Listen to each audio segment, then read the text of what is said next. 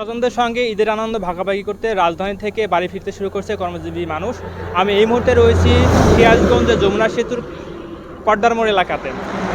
আমরা সকাল থেকে জাওয়াল ওভার ব্রিজ, হাটি কুমরুল, গোলচত্বর সহ বেশ কয়েকটি গুরুত্বপূর্ণ পয়েন্ট ঘুরে দেখেছি। এখানে কোনো যানজট চোখে পড়েনি, তবে গাড়ির চাপ ছিল। এদিকে যাত্রীদের নিরাপত্তা নিশ্চিত করতে গুরুত্বপূর্ণ পয়েন্টগুলোতে পুলিশ সদস্যদের সক্রিয় উপস্থিতি লক্ষ্য করা গেছে।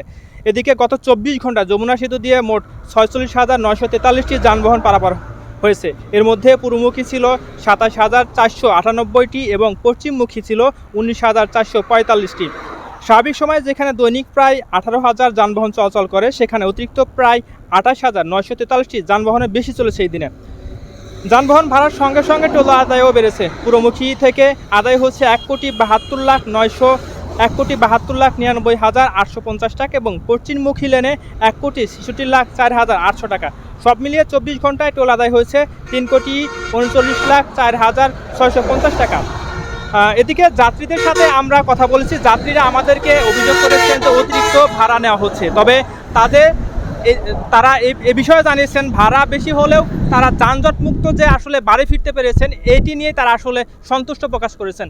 এই ছিল সিরাজগঞ্জের সর্বশেষ।